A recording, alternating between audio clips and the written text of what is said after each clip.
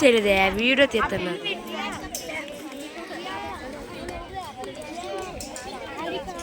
భాషోత్సవాల కార్యక్రమంలో పాల్గొంటున్న ప్రధాన ఉపాధ్యాయులు అలాగే పిల్లలందరికీ కూడాను శుభాకాంక్షలు తెలియజేస్తూ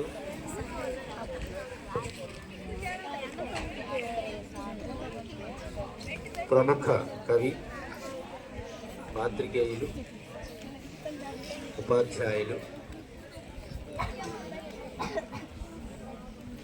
సాహిత్యమే కాకుండా సంగీతంలో కూడా ఆయనకి ప్రావీణ్యత ఉంది. సుబ్రహ్మణ్య భారతి గారి జన్మదినం సందర్భంగా జన్మదినానికి కొనసాగింపుగా జరుగుతున్న ఈ భాషోత్సవ కార్యక్రమంలో మనందరం కూడాను పాల్గొనడం ఎంతో ఆనందదాయకం. అయితే ప్రధాన ఉపాధ్యాయులు మరియు రవిమేషారు సుబ్రహ్మణ్య భారతి గురించి చెప్పారు. ఆయన బహుభాషా కోవిదులు, బహుముఖ ప్రజ్ఞాశాలి, అనేక భాషలు తెలిసిన వారు, అలాగే అనేక ప్రక్రియల్లో ఆరితేరిన వారు, అనేక ప్రక్రియల్లో రచన చేసేవారు, అనేక ప్రధానమైన కళల్లో ప్రావీణ్యత చూపించేవారు. వీళ్ళందరినీ కూడాను బహుముఖ ప్రజ్ఞాశాలి అని మనం చెప్పుకుంటాం. ఆయన ఓ మహాకవి. ఎందుకంటే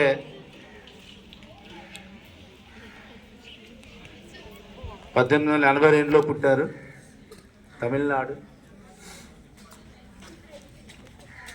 అన్ని భాషలలో, దేశ భాషలు అన్నింటిలో కూడా బహు సుందరమైన భాష తెలుగు భాష అని ఆయన మన తెలుగు భాషకి కితాబ్ ఇచ్చారు.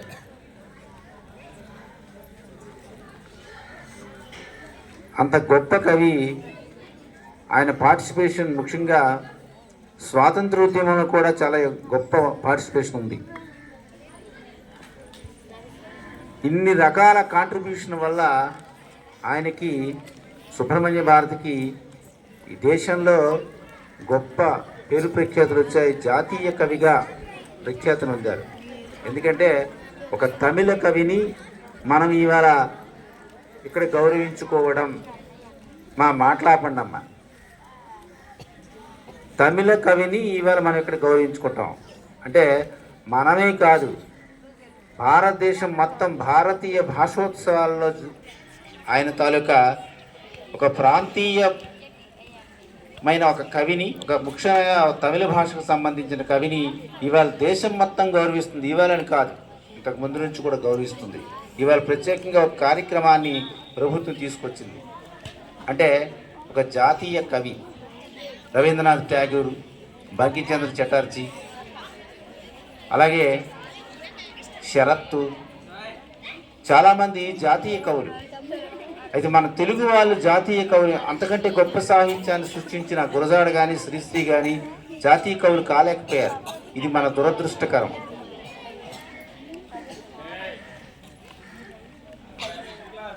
జాతీయ కవులు కాలేకపోవడానికి మన తాలూకా తెలుగువారు తలక బేలతనం కారణంగా చెప్పవచ్చు. మీరు మద్రాసు వెళ్తే అంటే అక్కడ ఎలా ఉంటుందంటే,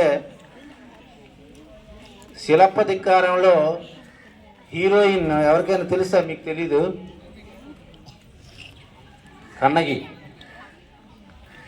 కన్నగి తాలూకా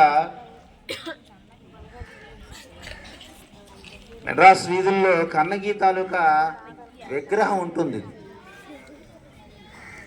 ఒకసారి మా ఫ్రెండ్ ఒక ఆయన వెళ్ళారు అని చెప్పారు. ఆటో మీద వెళ్తుండగా ఆ కన్నగి ఆ విగ్రహాన్ని చూశారు. వాళ్ళు చూసి ఈయనకి పెద్ద పేరు కన్నగి అని కనిపించింది అనమాట. విగ్రహం కన్నగిరిలా ఉందంటే ఆ ఆటో డ్రైవర్ చెప్పాడు, కన్నగి ఇది మా తమిళ సంగమ సాహిత్య చరిత్రలో ఒక గొప్ప శిలప్పతికారం అనే కావ్యంలో హీరోయిన్ పాత్ర అండి కన్నగి అని ఆయన చెప్పాడు. అంటే అక్కడ ఒక సామాన్య జనంలో ఒక కావ్యంలో ఉండే ఒక పాత్ర, ఒక హీరోయిన్ మీద ఎంత గౌరవం ఉండి అక్కడ విగ్రహాన్ని ఏర్పరిచారు అనేది మనం గమనించాలి. తమిళులకు ఉండే గొప్పతనం అది. అది మన తెలుగు వాళ్ళకి లేదు. కన్యాశుల్కంలో మధురవాణి పాత్ర అంటే చాలామందికి తెలియదు. చాలా గ్రంథాల్లో ఒక హీరోయిన్, హీరో పాత్రలు చాలామంది మన తెలుగు వాళ్ళకి తెలియవు. ఇది దురదృష్టకరం. మన సాహిత్యానికి, మన సంస్కృతికి మనం ఎంత ప్రాధాన్యత ఇస్తున్నామనేది ఈ సంఘటన ద్వారా మనం తెలుసుకోవచ్చు. అలాంటి గొప్ప కవులు మన తెలుగులో కూడా ఉన్నారు, లేరనడానికి లేరు. గురజాడ వేసిన బాట ఇవాల్టికి రేపొద్దున మరో 100 సంవత్సరాలు, ఆయన 150 ఏళ్ళు అయింది, ఇంకా మరో 100 సంవత్సరాలు పోయినా ఆయన బాట నిత్య నూతనంగానే కనబడుతుంది. అలాగే ఎప్పుడు ప్రాసంగికత ఉంటూనే ఉంటుంటుంది, దానికి ఒక క్రెడిబిలిటీ ఉంటూనే ఉంటుంది.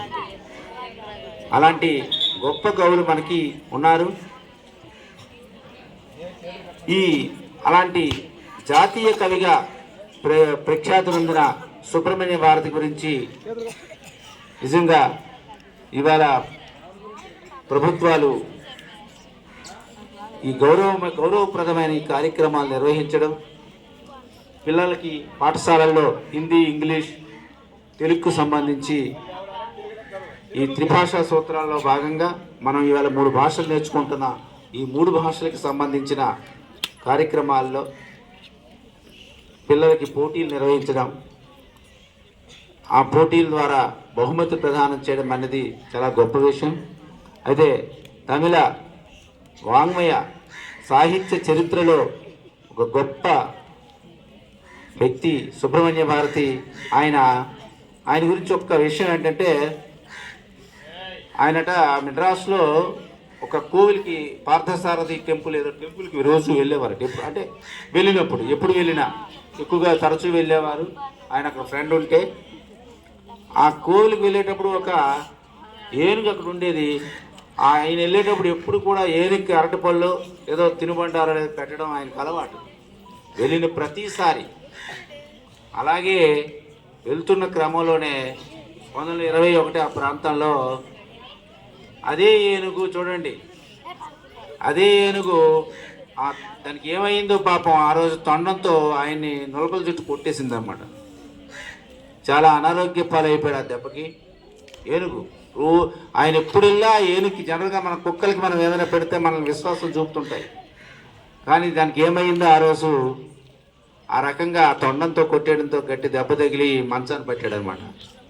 కొన్ని రోజులు అనారోగ్యం పాలయ్యి కోలుకున్న తర్వాత 1 నెల రోజుల తర్వాత మళ్ళీ ఆయన చనిపోయాడు అనమాట.